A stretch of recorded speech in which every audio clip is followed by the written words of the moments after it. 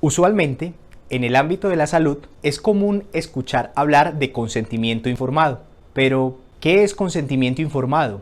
¿Cuáles son sus características? ¿Cómo se clasifica? ¿Qué debe contener un consentimiento informado? Estos y otros asuntos te los explicaré en este video.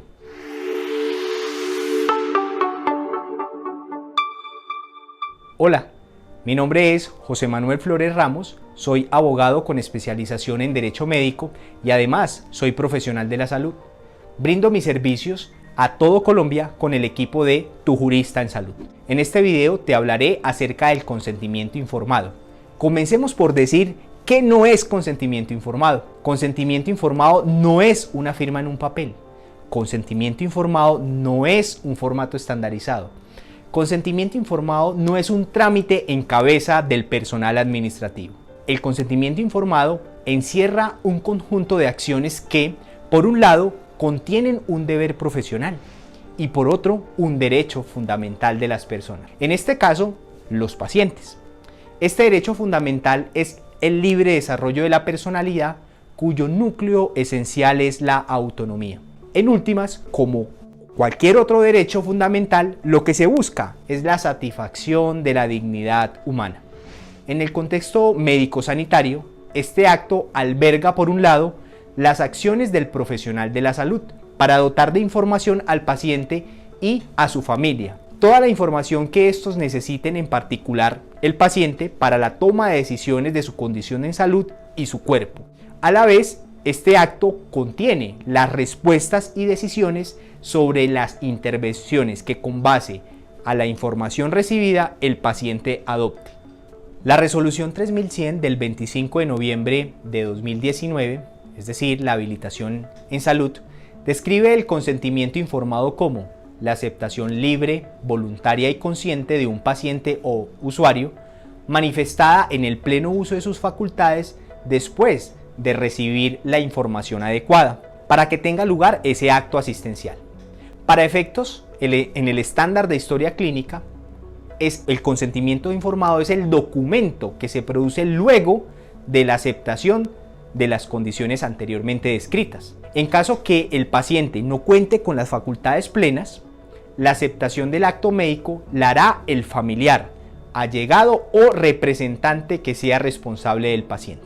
Dentro de las características del consentimiento informado encontramos las siguientes. El consentimiento informado debe ser previo al acto asistencial, es decir, antes de esa intervención o antes de ese procedimiento. El consentimiento informado debe ser libre, es decir, no coaccionado. Esa palabra coacción significa utilizar la fuerza para que alguien te diga que sí. El consentimiento informado debe ser informado, valga la redundancia. ¿Por qué? Porque esa información tiene que ser suficiente y oportuna.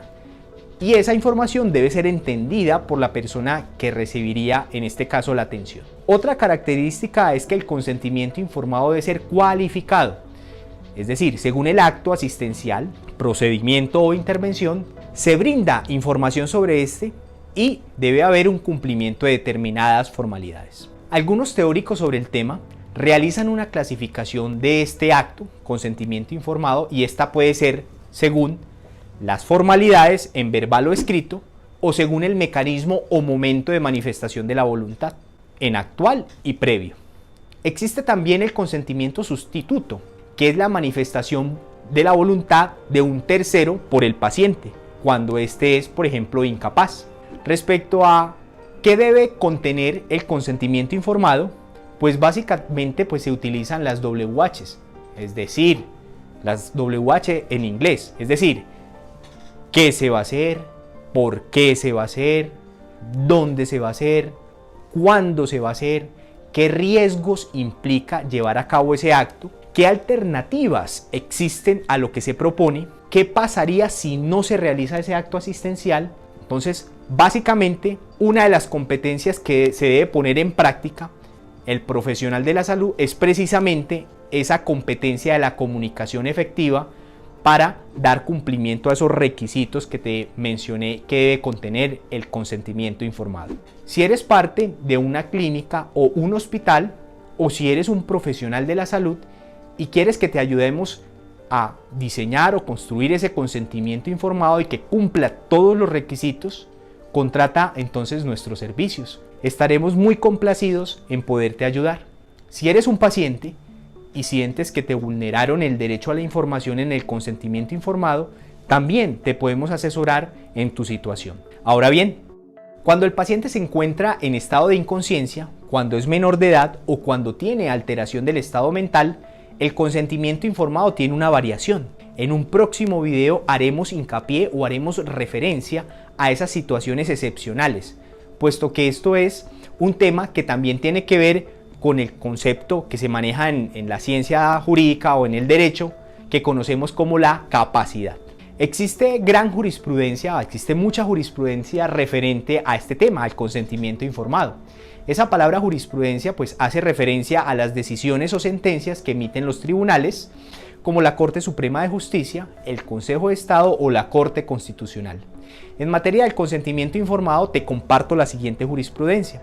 La sentencia C-182 del 2016, proferida por la Corte Constitucional, donde se declara exequible, es decir, se declara constitucional el artículo 6 de la ley 1412 o 1412 de 2010. Y esta ley es por medio de la cual se autoriza la realización de forma gratuita y se promueve la ligadura de conductos deferentes o vasectomía y la ligadura de trompas de falopio como formas para fomentar la paternidad y maternidad responsable.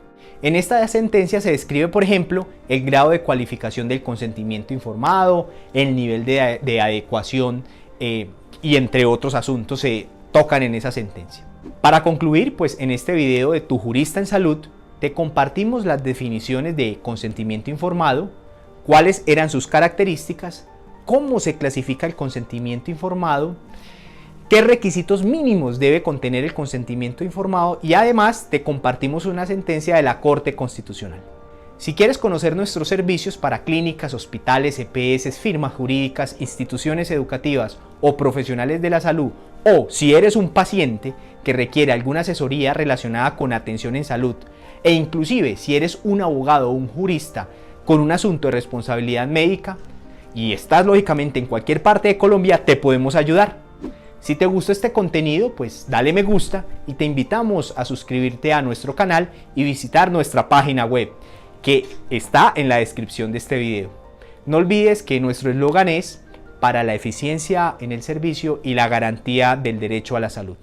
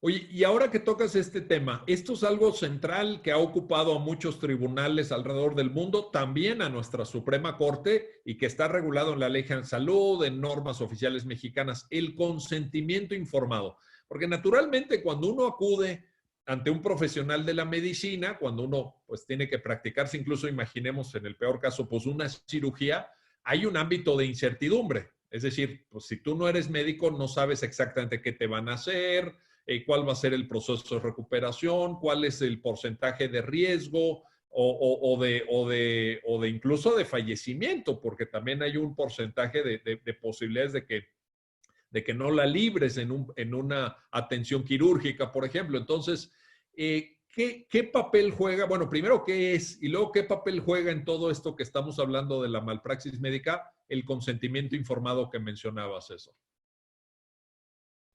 Bueno, mira, en términos muy generales, sin el propósito de abundar tanto, pues el consentimiento informado consiste en la obligación que tiene el médico de hacerle saber al paciente los procedimientos, bueno, primero el padecimiento, los procedimientos y la posibilidad de resultados respecto de la enfermedad o la iatrogenia que está presentando.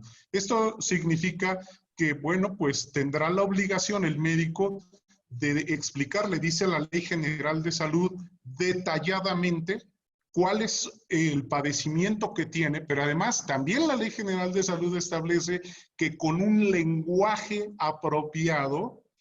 ¿Por qué? Porque el lenguaje de los médicos es muy técnico, ¿no?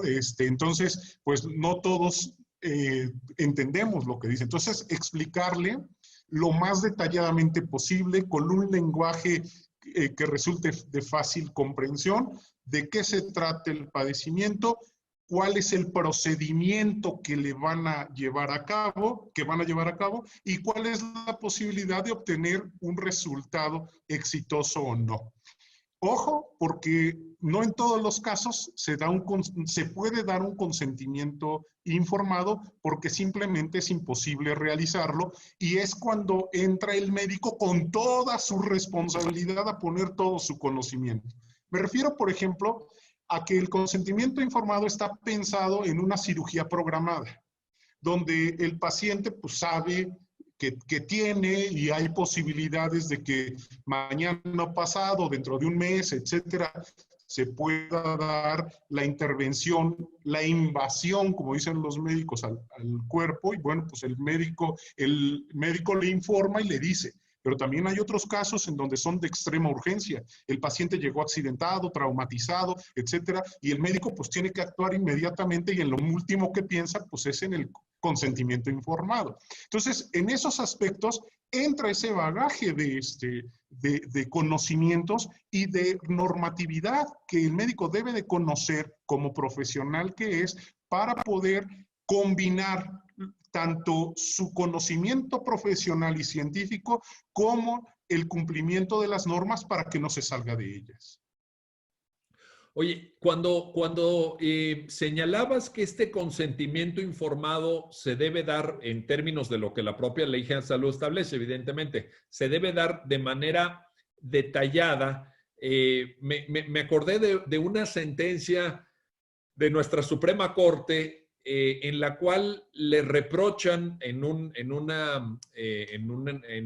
juicio de responsabilidad, yo creo que responsabilidad patrimonial o administrativa, porque era contra el ISSSTE, le reprochan que en un hospital del ISSSTE se recabó el consentimiento juntando a varios pacientes, eran 30 pacientes que tenían una dolencia muy, muy parecida y se les dio una plática, una especie de conferencia. Entonces imagínate que se juntan en una sala del ISSSTE. A ver, vénganse todos los que tienen aquí, creo que era un tema de incluso de nervio ciático o una operación de cadera, etcétera. Entonces, vénganse aquí todos los que anden mal de la cadera, que están en este hospital, les vamos a dar una plática y con eso vamos a recabar el consentimiento informado. La Corte en la sentencia dice, eso no es. O sea, ahí no se está cumpliendo porque, como tú muy bien lo dijiste, entonces, Eso no es detallado. Detallado tiene que ser apropiado para cada caso, ¿no? Para cada persona, porque cada dolencia es diferente. Cada paciente tiene una situación distinta, ¿no? Claro, pero además fíjate que pues es muy arriesgado, a veces es comprensible por la circunstancia que viven los centros de salud que prestan servicios de salud en nuestro país, dadas todas las carencias que ya sabemos que tienen, pero pues el cumplimiento de la norma no autoriza que se hagan este tipo de situaciones, porque incluso las condiciones, como tú bien lo señalas, las condiciones físicas de cada paciente son diferentes. La Ley General de Salud incluso reconoce en los principios que maneja que ante un mismo tratamiento, la respuesta del paciente puede ser diferente. Entonces, cuando se da el consentimiento informado, cuando se obtiene del paciente, es porque el médico ya ha valorado todas las circunstancias especiales, específicas de ese paciente en particular, que es que cuánto pesa, que si es diabético, que si tiene padecimientos, y eso pues no lo puedes generalizar, tienes que hacerlo de manera específica para cada uno.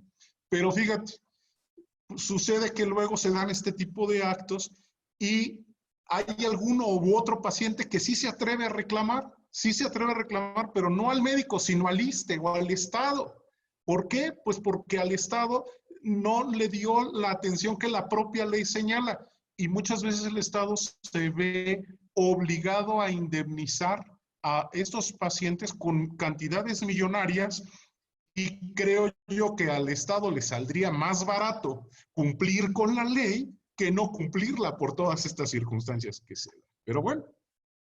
Sin duda, bueno, le saldría más barato económicamente, incluso, digamos, casi éticamente, ¿no? Porque pues la vida y la salud son algo muy valioso. Ahora, nada más para cerrar este mismo punto y con esto pasamos a otro tema, pero a ver, se recaba el consentimiento, pensemos en un caso, se recaba el consentimiento informado con todas las especificidades, con todos los requisitos que fija la normatividad aplicable, el paciente entiende lo que le van a hacer, asume el riesgo que existe en todo procedimiento médico, etcétera, pero eso no quiere necesariamente significar, y esa sería la pregunta, César, eso no implica que ya el médico no sea sujeto de responsabilidad por malpraxis, ¿no? O sea, el consentimiento informado es un elemento que debe darse, pero no excluyente de la malpraxis. Sí, claro, es la información del paciente sobre el padecimiento y el tratamiento que que van a llevar a cabo los médicos. Pero cuando ese procedimiento se desarrolla, cuando ese tratamiento se desarrolla, ahí puede venir el error, ahí puede venir la malpraxis, la negligencia, incluso, fíjate Miguel, lo que hemos visto en algunos casos, en donde ha habido error de diagnóstico, que ya la Corte nos ha dicho en una jurisprudencia cómo se especifica el error de diagnóstico, y hay consentimiento informado. Entonces, este ejemplo nos permite saber que el hecho de que haya un consentimiento informado no quiere decir que se excluya del error de diagnóstico. Es decir, con un diagnóstico erróneo le están informando, les están obteniendo un consentimiento informado del paciente. Son cuestiones que sí pueden permitir tener la responsabilidad del médico aun cuando exista consentimiento informado. Oye,